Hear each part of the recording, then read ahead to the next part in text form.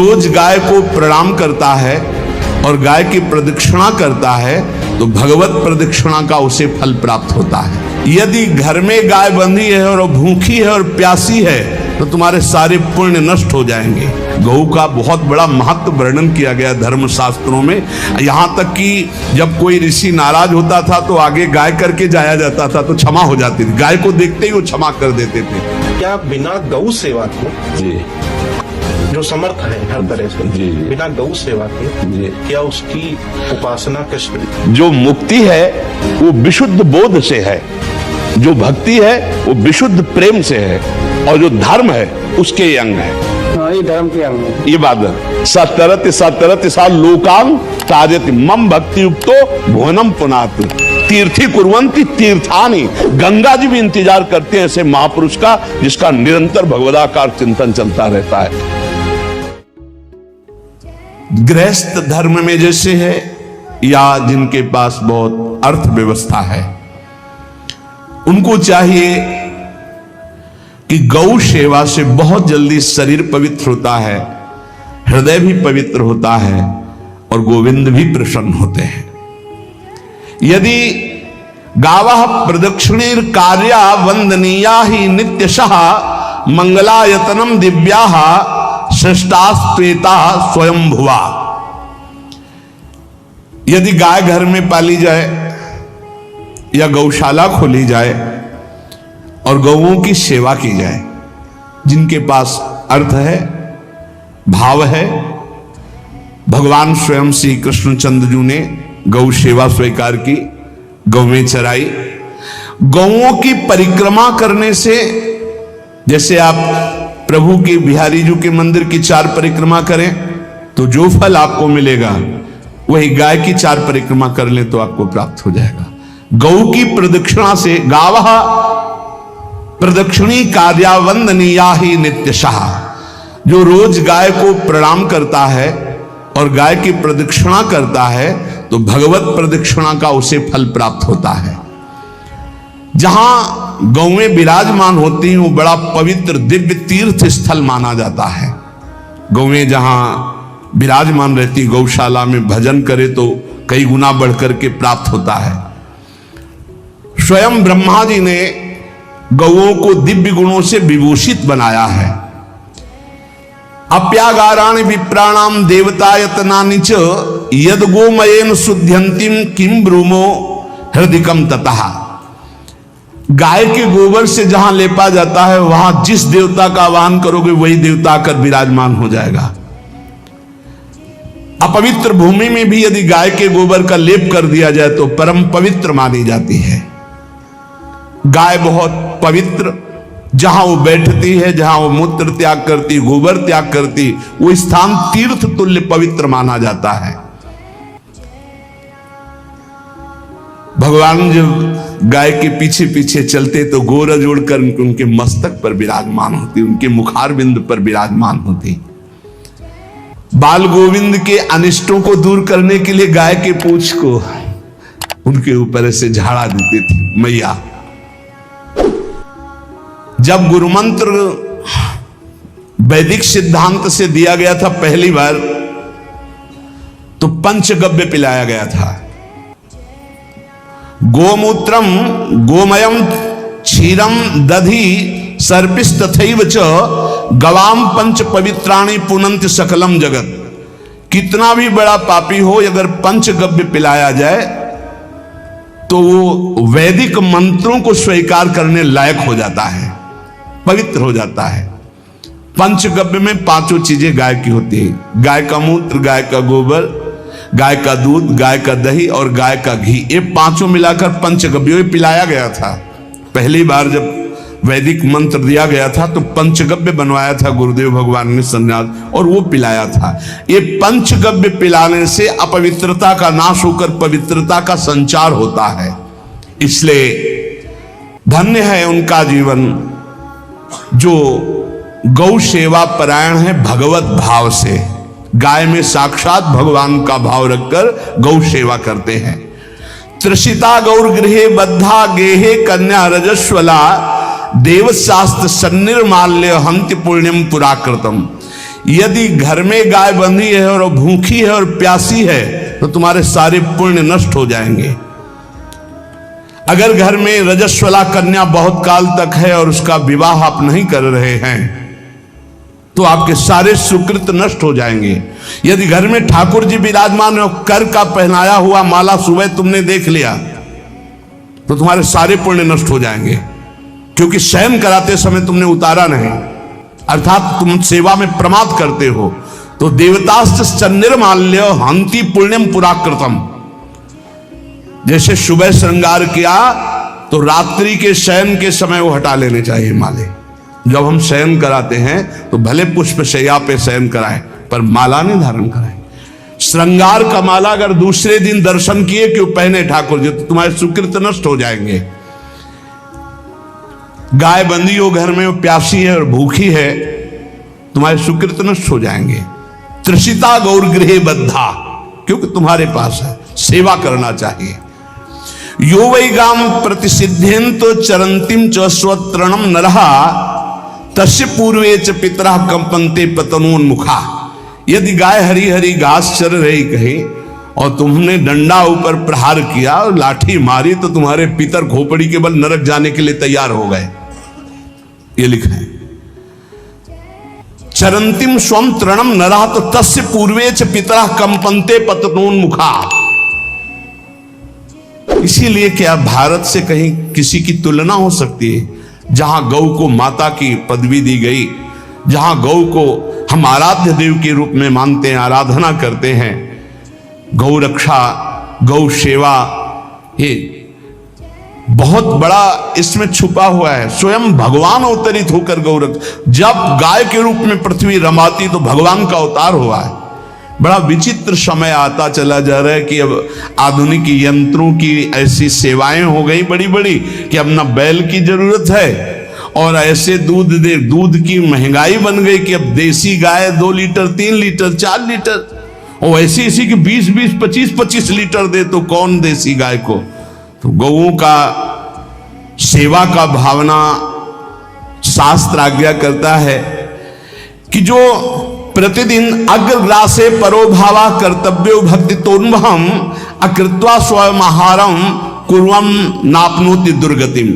जे ही तुम्हारे गृहस्थ में घरों में पहले होता था, अब तो भगवान जाने, जे ही पहली रोटी तवा में गई तो वो निकाल करके पक्की रखी जाती थी गौग्रास के लिए, पहला रसोई में। तो इसमें लिखा प्रतिदिन स्वभोजनम, पहले स्वयं भोजन न करके गाय के लिए ग्रास निकालना चाहिए। तो जिनके पास अर्थव्यवस्था जो गृहस्थ धर्म में है या जिनके पास अर्थ है, कुछ रोज 1 रुपया निकालो। हम कह रहे रोज निकालो तो महीने में 30 रुपया होते, 30 रुपया में एक गाय को हरी घास तो एक टाइम पवा ही सकते हो ना, बहुत नहीं है तो 1-1 रुपया निकाल के अगर एक गाय को चारा दोगे तो एक बार का भोजन तो हो ही सकता है। 30 रुपया में हरी घास जाकर के उसके एक बार तो पवा दोगे ना। अग्रग्रासे परोभावा कर्तव्य भक्ति तोन, हम भक्ति पूर्वक गाय को 1 ग्रास भोजन में 1 रोटी तो निकालना चाहिए गाय के लिए, ऐसा शास्त्र आज्ञा कहता है। जो ऐसा करता है तो अकृत्वा स्वयमाहारम कुर्वन् नाप्नोति दुर्गतिम, अपने आहार से 1 रोटी निकालकर गाय को देता है और स्वयं 3 रोटी भले पाले 1 रोटी गाय को दे दी तो बोले उसकी दुर्गति नहीं होगी, अर्थात उसके अंदर भाव बढ़ता चला जाएगा वो भगवान की भक्ति में। और तेनाग्नयो हुता सम्यक पितरश्चापि तर्पिताः देवास पूजितास्तेन यो ददाति गवान्हिकम। जो प्रतिदिन गौग्रास निकालता है, अर्पित करता है, तो उसको अग्निहोत्र करने का फल मिलता है, उसके पितरों को तृप्ति मिलती है और समस्त देवताओं के पूजन का फल मिल जाता है जो गौग्रास निकालता है। यो वै ताड्यते यष्ट्याधेनुम मर्त्यो विमूढ़धि। जो मूर्ख मनुष्य, जैसे अब गाय दूध नहीं दे रही, मार डंडे डंडे मार रहे हैं, इंजेक्शन लगा रहे हैं, ऐसे वैसे कर रहे हैं, उसको ताड़ना दे रहे हैं, तो बोले जो मूढ़ बुद्धि मूर्ख मनुष्य, यो वै ताड्यते यष्ट्याधेनुम मर्त्यो विमूढ़धि, वो गाय को लाठी से मारता है, डंडे से मारता है, हाथों से मारता है, तो धर्मराजस्य नगरेशा याति कर वर्जिता। धर्मराज जी पहले अपने नरक में ले जा करके उसके कहते थोड़े थोड़े तिल तिल करके पहले इसके हाथ काटो, मरना है नहीं वहां। अब आराम आराम से थोड़े थोड़े पहले हाथ वर्जिता है, इन्हीं हाथों से गाय को मारा था ना, तो ऐसे थोड़ा थोड़ा काटा जाता है उसके हाथ। कर वर्जिता हा, उसके दोनों हाथ काट करके थोड़े थोड़े। यो वै दंसान वार्यति तस्य पूर्वे कृतार्थ कहा नृत्यंत सवादिस्मास्तरिष्यति भाग्यवान। जो गौ के शरीर को स्नान कराता है, गौ के शरीर को कीट आदि से मच्छर आदि से रक्षा करता है और खूब अच्छा अच्छा पदार्थ गौ को, केवल दूध के लोभ से नहीं, ये हम गौ सेवा की बात कर रहे हैं। ये कि नहीं हम 10 लीटर दूध देती तो हाथ फेरो, जब दूध नहीं देती है तो चारा भी ठीक से नहीं दे रहे और उसके ये स्वार्थी हो, गौ सेवा का बात नहीं। वो दूध का लोभी केवल व्यापार की बात करता है। गौ सेवा का तात्पर्य है गौ सेवा केवल खूब बछड़े को पिला दिया प्रसाद रूप से, जो दूध मिला उसका अपने सेवन की वो बात तो अलग है। अब बछड़े को तो जरा सा केवल पिन्हाने के लिए कर दिया और खूब सारा दूध लीटर में नाप करके जा रहा है और उस समय तक तो खवाओ पियाओगे ही खूब अच्छे से, उसके बाद जब दूध देना बंद किया तो उसका आदर सत्कार खत्म, खोल के बाहर ऐसे वो प्लास्टिक खाते घूम रही है, तो ये गौ सेवा नहीं मानी जाएगी, वो स्वार्थ पूर्ति मानी जाएगी। जो सदैव गौ सेवा करता है, उसके डांस मच्छर हटाता है, स्नान कराता है, पीठ में हाथ फेरता है, उसके पूर्वज जो पितर होते हैं वो नाच पड़ते हैं, उनका मंगल होना शुरू हो जाता है कि हमारे वंश में गौ सेवक पैदा हुआ, बड़ा भाग्यवान है और वो गौ के द्वारा हमें तार देगा, ऐसा भाव। गौ सेवा हमारे सनातन धर्म में बहुत बड़ा स्थान गौ सेवा का है। पर एक बात ध्यान रखें, इन सब सेवा का फल है भगवान के चिंतन में निरंतर वृत्ति डूब जाए। हमारी एक एक वृत्ति, एक एक क्षण भगवान के चिंतन में डूब जाए। अगर नहीं तो हम आपको उत्तर दे रहे हैं, क्या महाराज नृग जैसा कोई गौ सेवक हुआ है दानी? भागवत में पढ़ लेना, करोड़ करोड़ गायों को, करोड़ों गौशालाएं थी, एक दो नहीं। इसलिए कह रहे हैं करोड़ों शब्द कि आप उसको कहीं ज्यादा ना समझें। पृथ्वी के कोई भूमि के कण गिन सकता है, बारिश की बूंदे गिन सकता है, लेकिन महाराज नृग की गौएं जितनी दान की गई वो गिनी नहीं जा सकती थी, ऐसा वर्णन आता है। अरबों अर्बुद गौओं की सब स्वर्ण से अभिषिक्त करके ब्राह्मणों को दान करना। इतने बड़े गौ सेवक, इतने बड़े दान करने वाले, एक चूक हो गई, ना दान लेने वाले तपस्वी ब्राह्मण की गाय किसी अन्य ब्राह्मण को दान कर दी और वो ब्राह्मण ने जब गाय देखी बोली मेरी गाय चुरा ली, बोले महाराज नृग ने दी। महाराज नृग से कहा मेरी गाय है, तो उनका गौशाला में आ गई होगी, आपको 10,000 गौएं देते हैं, आप अपनी गाय। बोले मैं प्रतिग्रह नहीं लेता। जिसने दान लिया था उसने कहा गाय यही लेके जाऊंगा, तो उनका आप गाय छोड़ दीजिए, आपको 10,000 गाय देते। बोले नहीं लूंगा। बस अनजाने के अपराध ने गिरगिट बना दिया था, कुएं का गिरगिट। पर भगवान बड़े कृपालु हैं, गौ सेवक थे, इसलिए गोविंद द्वारिकाधीश जी ने उनका उद्धार किया। सब साधन का फल है अच्युत भावना से युक्त होकर, भगवत भावना से युक्त होकर निरंतर भजन करते हुए सेवा परायण रहो, चराचर जगत की सेवा परायण रहो। भजन करना ही सबसे बड़ा परम धर्म है। हम सब सेवाएं करें जगत की, लेकिन अंदर से राधा राधा राधा, गोविंद गोविंद गोविंद गोविंद, आनंद आ जाएगा। तन से सेवा करो, मन से भगवान के चिंतन, मामुनिस्मर युद्ध से भगवान के चिंतन में रहो। सेवा और व्यापार में अंतर होता है। गौ सेवा के बहाने से धन का जो दान लेना है और उसका अपने में प्रयोग करना, मैं पितरों सहित नरक जाना है, लिख लो। गौ सेवा के बहाने से दान लेना और उसका अपने परिवार के सुख में पैसे का प्रयोग कर देना या अपनी वासनाओं की पूर्ति में लगा देना, आया गौ सेवा के लिए और आप प्रयोग कर रहे हैं गाड़ी घोड़ा नाना प्रकार के सांसारिक भोगों में, तो लिख लो पितर सहित तुम्हारे नरक जाएंगे, क्योंकि गौ सेवा के लिए आया है। गौ सेवा का धन सिर्फ गौ सेवा में ही लगना चाहिए। आप गौ सेवक है, दूध पान कीजिए, रोटी खा लीजिए, लेकिन गौ सेवा का अर्थ आप अपने वासनाओं की पूर्ति में, अपने मनोरंजन में या अपने मन के संकल्प भावना में नहीं पूरी कर सकते। गौ सेवा के लिए ही पूरी कीजिए। गौ के वास का निर्माण, गौ के भोजन की व्यवस्था, वो दूध दे ना दे, वो कैसी भी अवस्था में हो, उसकी सेवा परायणता, उसके लिए सेवक रखना, सेवकों को भी सुख प्रदान करना, लेकिन स्वयं कभी गौ के सेवा के लिए आए हुए धन का स्वयं के लिए भोग न करना और निरंतर भजन रखना, उसे परम पद की प्राप्ति हो जाएगी। इसलिए हमारे सनातन धर्म में गौ सेवा का विशेष महत्व है और इस महत्व को सबको स्वीकार करना चाहिए। यदि आप गौ पालन स्वयं नहीं कर सकते तो 4 लोग मिलकर के, क्योंकि आज जो गायों की व्यवस्था वो बड़ी दयनीय हो रही है। दयनीय इसलिए हो रही कि दूध की अधिकता के चाह रखने वाले भैंस रखते हैं या विदेशी गाय रखते हैं। अपनी भारतीय जो देसी गाय है वो उतना अधिक नहीं देती कि 40 लीटर 30 लीटर 25 लीटर, बहुत अधिक देगी तो 5 और 8 लीटर। देसी शुद्ध गाय अपनी जो है वो 8-10 लीटर, बहुत जब व्यवस्था हो। नहीं तो अपने गांव में तो देखा है तो 2.5-3 लीटर से ज्यादा नहीं देंगे, 1.5 लीटर इधर 1.5 लीटर उधर, या बहुत हुआ तो 2 लीटर 2 लीटर। पर वो स्वर्णिम दूध होता है। जो दूध की चाह रखने वाले जन थे अब वो गायों को नहीं रखते, देसी गायों को कोई बिरला ही रखता है। अब पहले बैलों की जरूरत होती थी, गाय बछड़ा दिया तो आनंद होता था कि किसानी के काम में। अब तो ट्रैक्टर है तो बैलों की जरूरत नहीं। अधिक दूध के लिए अरे अब तो पशुओं की जरूरत नहीं, केमिकल से दूध बन रहे हैं, टैंकर के टैंकर। तो फिर हमारी जो गायें हैं उनकी बड़ी दुर्दशा हो रही।